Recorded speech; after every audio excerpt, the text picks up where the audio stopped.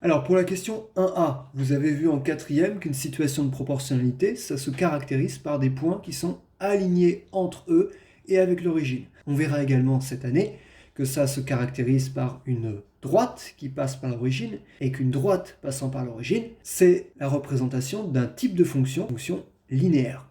Donc pour les questions 1B et 1C, attention, quand vous voulez lire par exemple l'image de 5 par la fonction qui est représentée là, on ne peut pas se contenter de ses yeux. Il faut absolument tracer à l'équerre la perpendiculaire à l'axe des abscisses passant par ce point, jusqu'à couper la droite, et ensuite on va tracer la perpendiculaire à l'axe des ordonnées passant par ce point.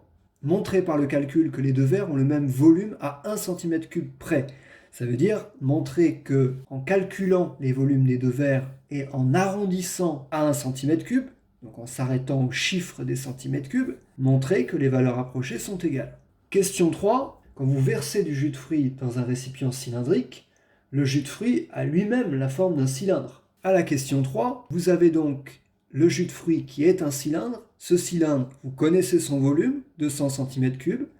Vous connaissez l'aire de sa base, puisque c'est l'aire de la base du cylindre récipient, 9π, pi fois 3 carré, et il vous manque la hauteur. Vous cherchez donc à savoir par quelle hauteur faut-il multiplier 9π pour obtenir 200 cm3. Il suffit donc de diviser le volume par l'aire de la base, vous verrez ça dans le corrigé.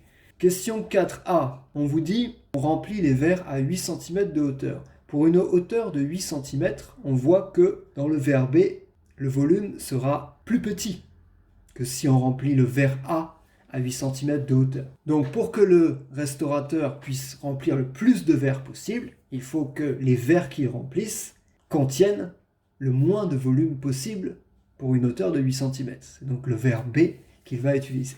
Ensuite, question 4b, un verre A qui contient du jus de fruits à 8 cm de hauteur. Le jus de fruits est un cylindre de hauteur 8 cm, de rayon 3 cm.